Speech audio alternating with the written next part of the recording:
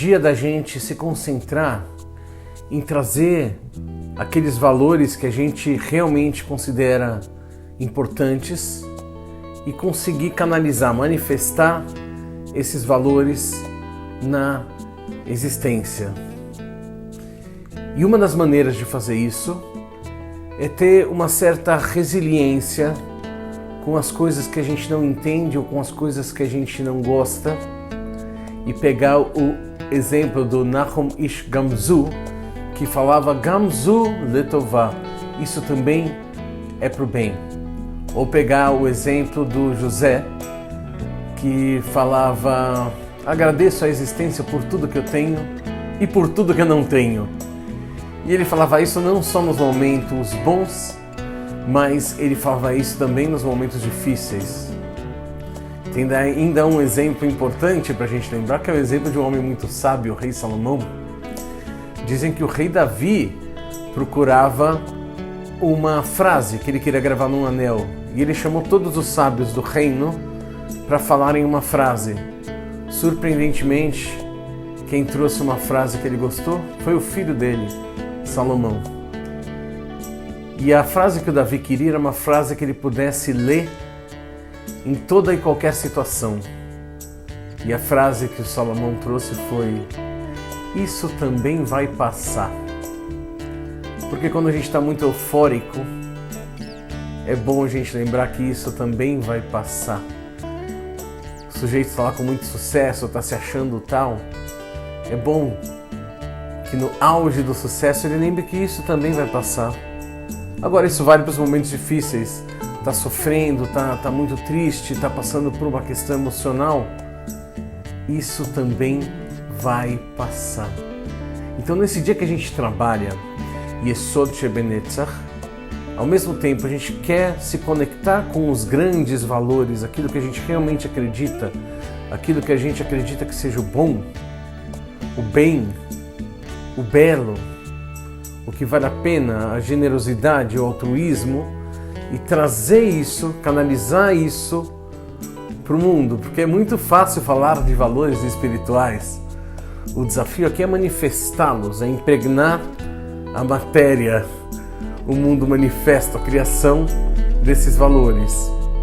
E também para trabalhar Yesod Shebenetzach, é importante a gente entender que o bem de longo prazo vem de várias maneiras, e por isso é importantíssimo que a gente aprenda a lidar de uma boa maneira com as dificuldades que a gente pode encontrar no caminho. Porque geralmente essas dificuldades que a gente encontra no caminho e não entende são para o nosso bem, são para o nosso crescimento. O Rav Kalonymus Shapiro, ele era o rabino do gueto de Varsóvia. E você imagina a realidade em que ele estava inserido. E o Rav Kalonymus Shapiro fala pra gente: tem momentos que a realidade está muito difícil, e é muito difícil você olhar só para a realidade e lidar só com a realidade. É muito doído. A sua tendência então é querer fugir para a fantasia. O problema é que se você viver na fantasia, você pode acabar se frustrando, porque a fantasia é muito difícil.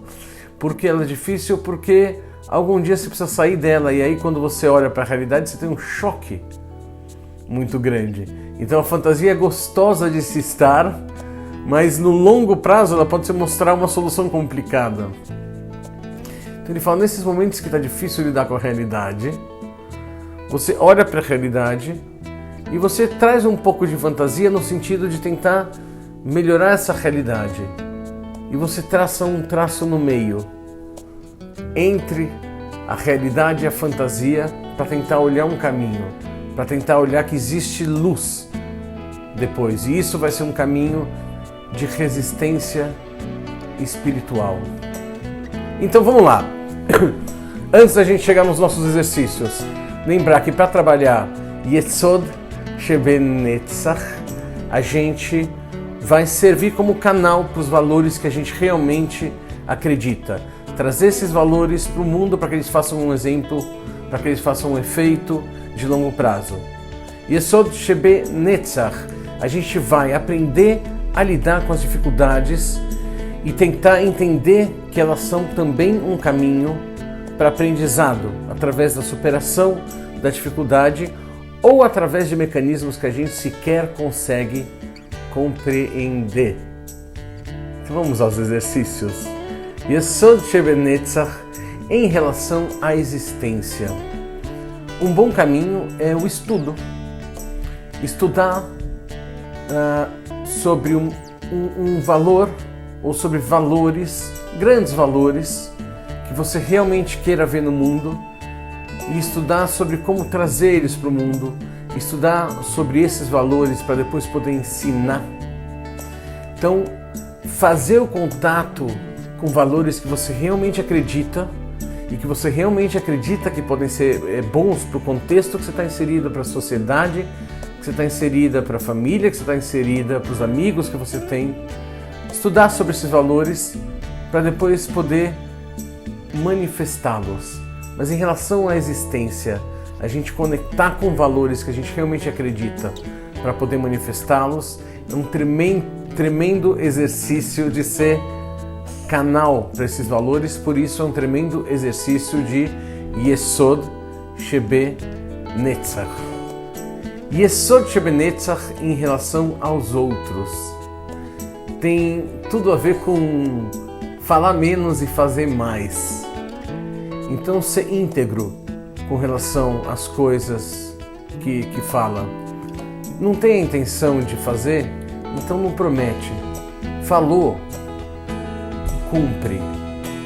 Uma outra maneira de trabalhar Yesod Shebenetzach é, por exemplo, ajudar alguém que está com dificuldade para fechar as contas, fechar o mês, sentar com essa pessoa, tentar mostrar caminhos, ver como efetivamente ajudá-la a ter ou melhorar seu ganha-pão. Ainda Yesod Shebenetzach com relação aos outros, ensinar crianças, ensinar amigos, ensinar pessoas, sentar para estudar junto, porque é uma maneira de canalizar uma mudança que vai ser duradoura. Por isso a gente está falando de Yesod Shebenetzach. Agora, com relação a nós mesmos, sabe aqueles textos que se escrevem depois que uma pessoa deixa fisicamente esse mundo? Imagina como seria o seu texto. Imagina como você gostaria que fosse o seu texto. Imagina como pode ser o seu texto. Minha preocupação não é com o texto em si, ele é uma referência. Mas imagina como você gostaria que fosse seu texto e tenta perceber se você está vivendo de acordo com esse texto, que é um memorial teu, que diz como você viveu, que diz o que você canalizou para o mundo. O que você precisa mudar na sua vida para estar de acordo com o que você gostaria que fosse escrito a seu respeito. Minha preocupação não é a publicidade disso, mesmo que esse texto seja mostrado só para você. Mesmo que esse texto seja como a história do Rabino Súcia, que a gente já vai falar.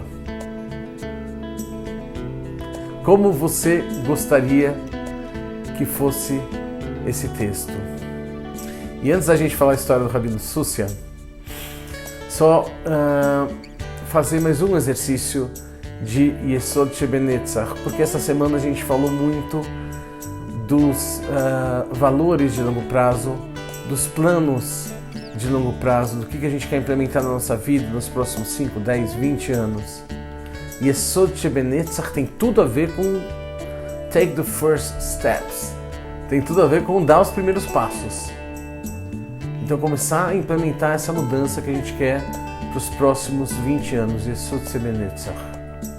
E conforme o prometido, já que é para a gente cumprir o que a gente fala, o Rabino Súcia estava no leito de morte e os alunos perceberam que ele estava com um certo medo. E aí eles acharam estranho, porque o Rabino Súcia era um grande justo. Justo tem tudo a ver com Yesod. E falaram: Rabino Súcia, o senhor está com medo? Por que o senhor está com medo? O senhor é um tzadik, o senhor é um justo. o senhor está com medo de morrer e lá em cima te perguntarem por que você não foi tão grande como o Avraham Avinu? E o Rabino Sussia riu e falou, imagina, Abrão foi o nosso primeiro patriarca, eu não sou tão grande como Abrão, eu não teria por que ter medo disso. Mas Rabino, você está com medo de que lá em cima te perguntem por que você não foi tão grande como Moisés? E o Rabino novamente sorriu e falou, imagina, eu não teria como ser como Moisés, Moisés foi o maior dos nossos profetas. Como é que eu seria tão grande como Moisés? Então os alunos perguntaram, mas Rabino, então do que é que o senhor tem medo? E ele falou, eu tenho medo de no tribunal celeste alguém me perguntar, Sussia, por que não foste tão grande quanto Sussia?